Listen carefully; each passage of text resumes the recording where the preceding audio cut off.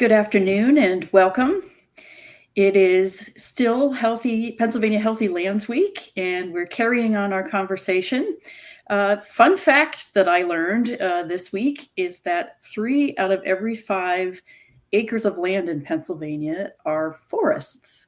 That's a significant amount of land that's covered by trees. And we know that Pennsylvania means Penn's Woods.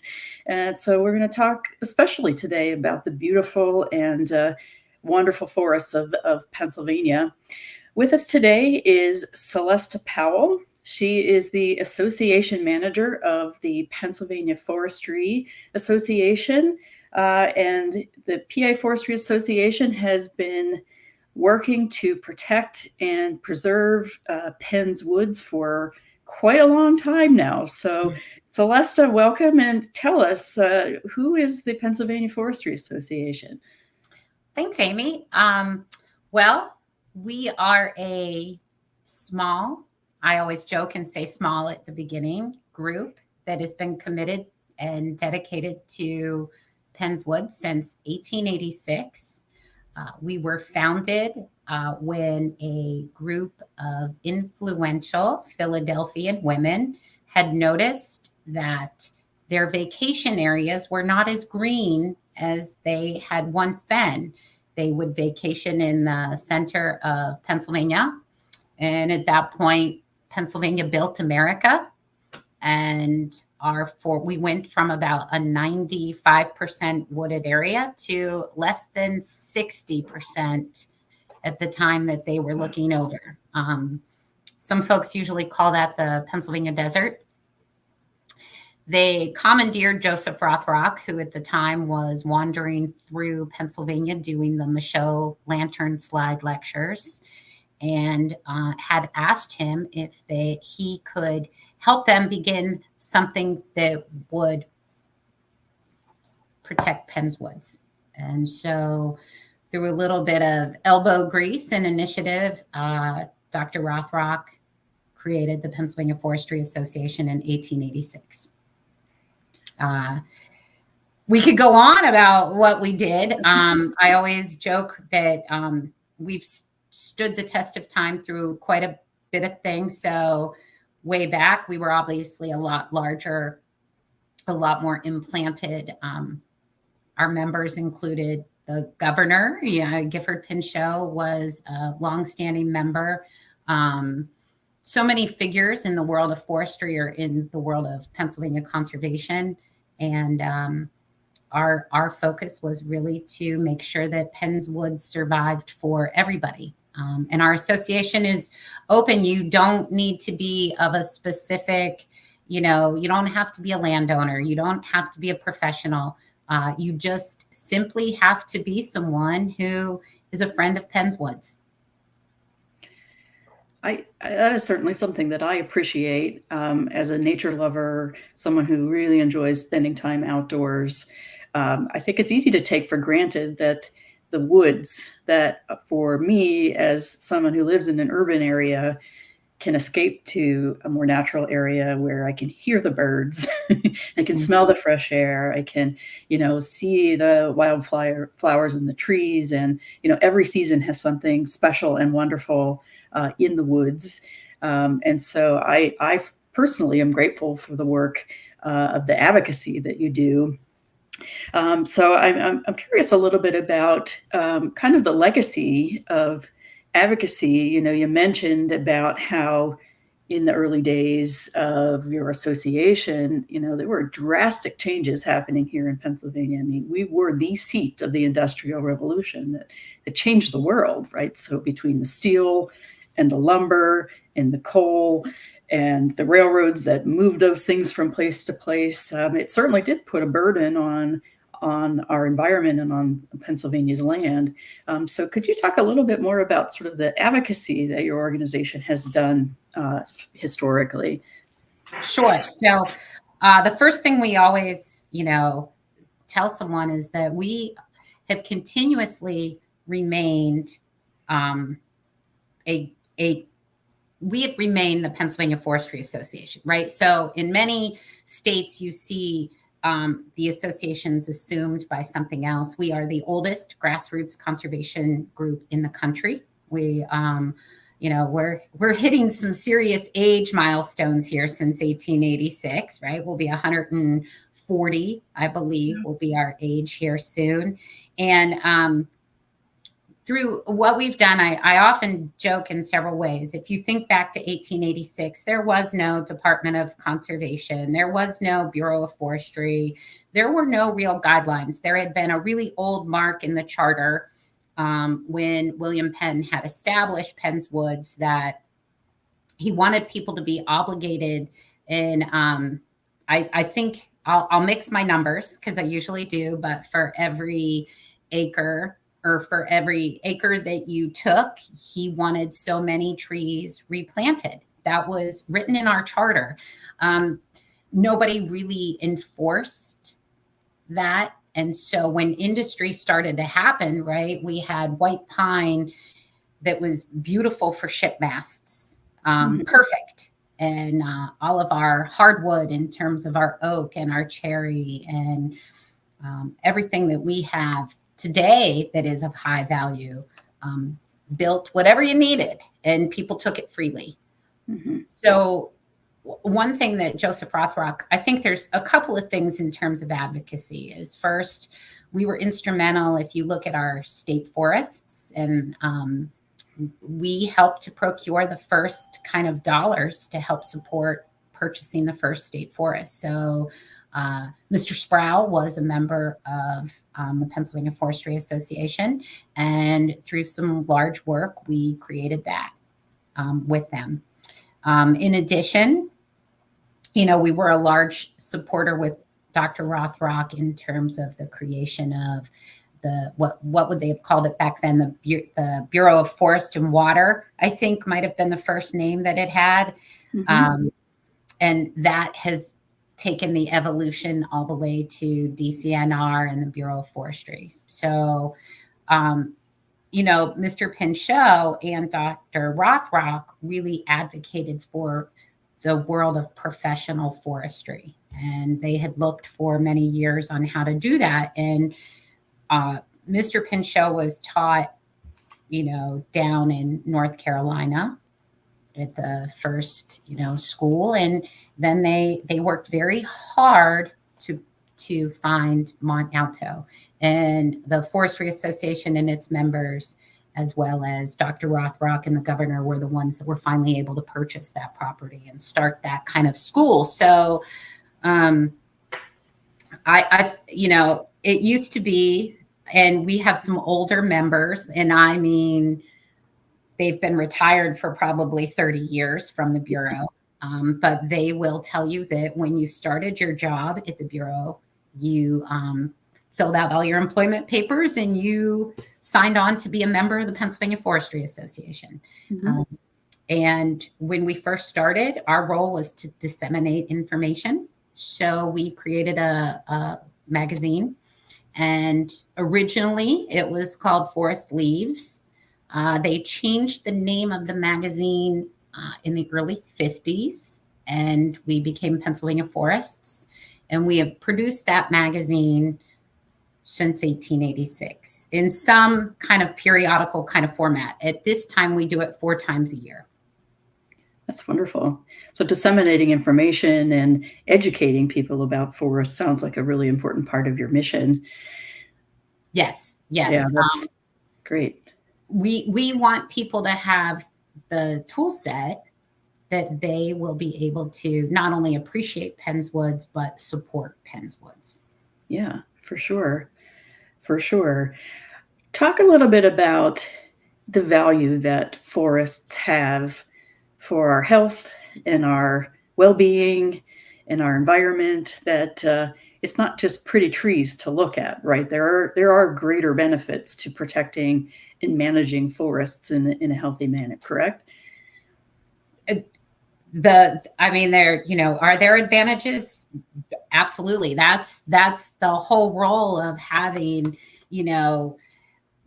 being able to teach foresters and operators how to make the right kind of cut, right? Hmm. And what I mean by that is if you have a piece of property, making sure that the person that comes out is reputable, that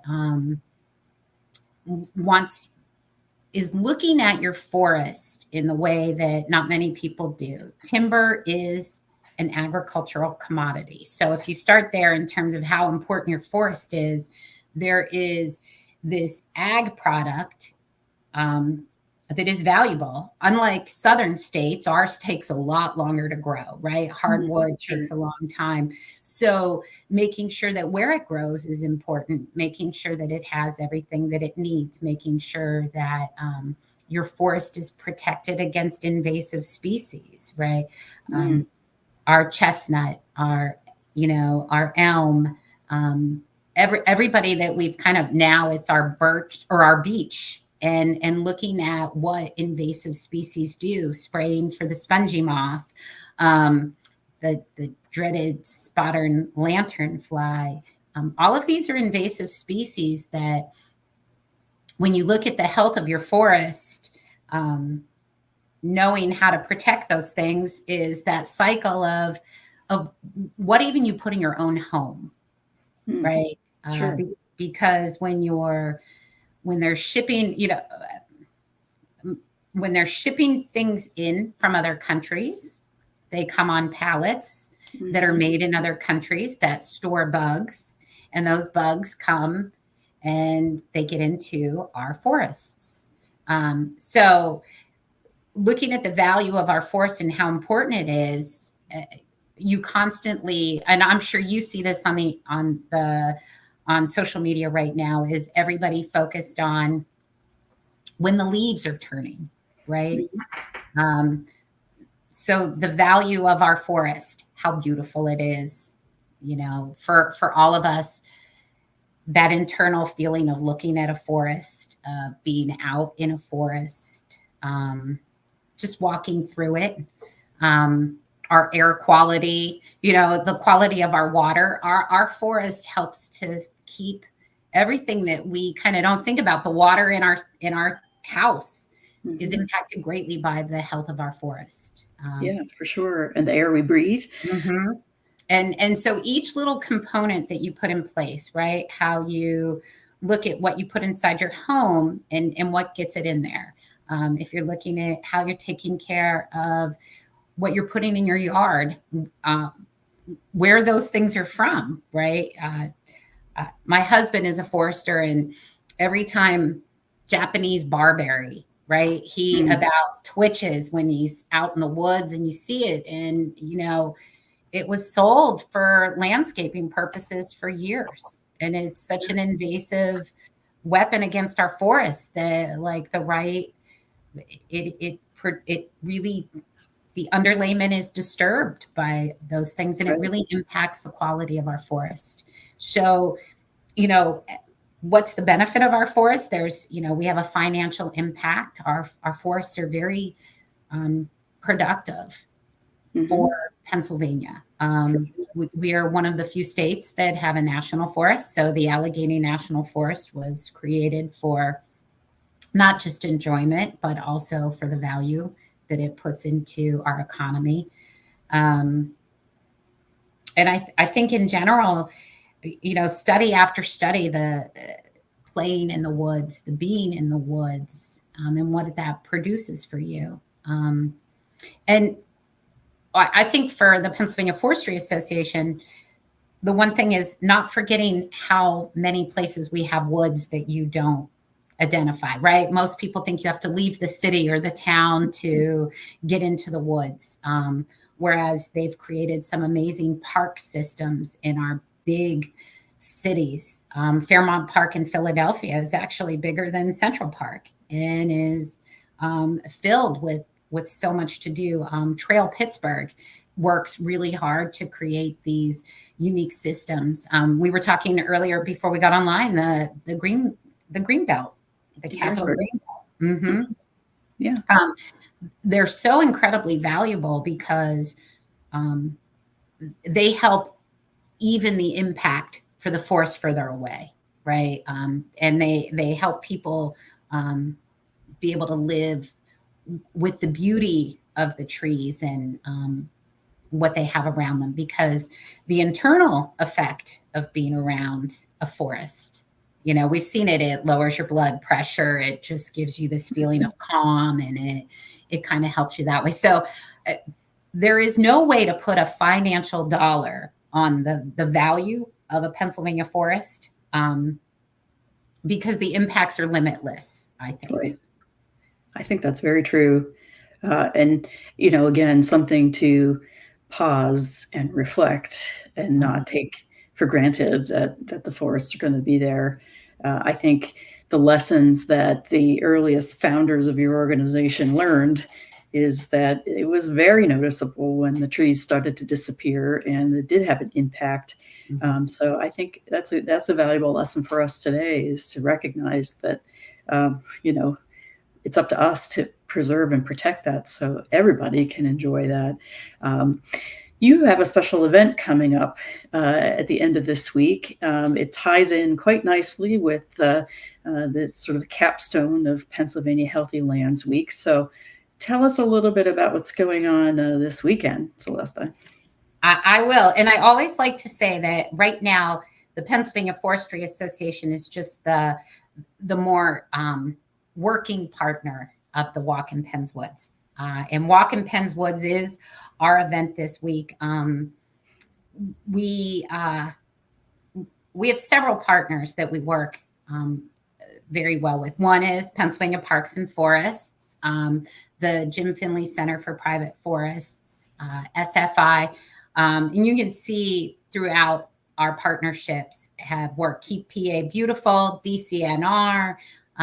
We work really hard with our partnerships to kind of create Walk in Penn's Woods. So in 2017, and you can see from our website here, one of our foundation members, and she was also a forest steward, had said, I wish we could all go for a walk one day in the woods. And I think the exact quote is in there, right? I do wish we could all go out into the woods for a walk one day. And that really created Walk in Penn's Woods, right? In 2017, they said, well, what if there was one day we could dedicate to get everybody into the woods to take a journey? And so we have, since 2017, been working to get the word out and to get a walk, at least one walk in every county in Pennsylvania.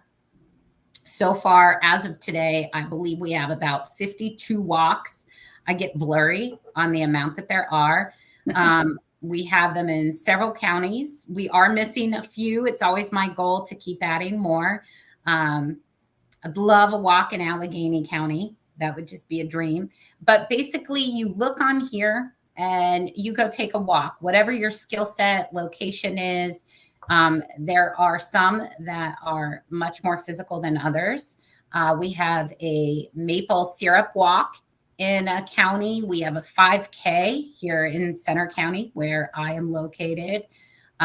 We have, I think, the James C. Nelson Trail in Tuscarora is one of our front runners. That's a new one this year. The trail itself is new.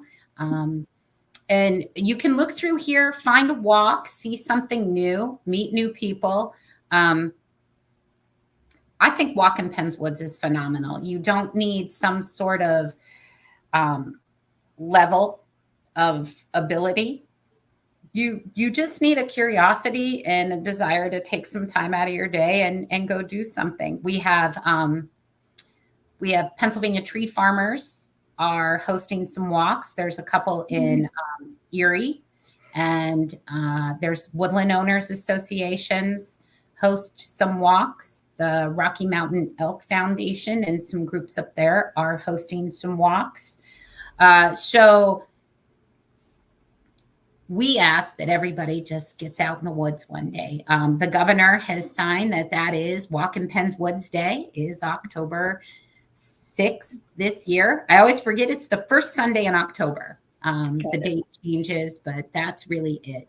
DCNR is a phenomenal partner. So you will see walks throughout the state, whether it's on state forest property or it's on state parks. The Friends groups have put a number of walks out there. So this little silent movement is so great, right? It's just the get out there, just go see Penn's Woods. And my goal is to really see more of them in different ways, like some more cities. We do have Philadelphia doing a walk, and I am beyond pleased to see that in Chester County and some places that are really a little more people-y than you would expect to have a walk in Penn's Woods, right?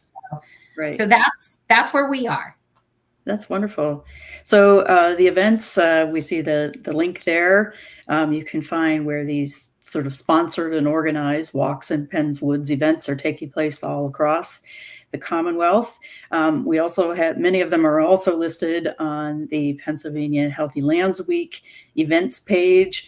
So there are lots of opportunities on that particular day, which is great, but anybody can go out and take a walk in Penn's Woods wherever they are, whether there's an organized event or not.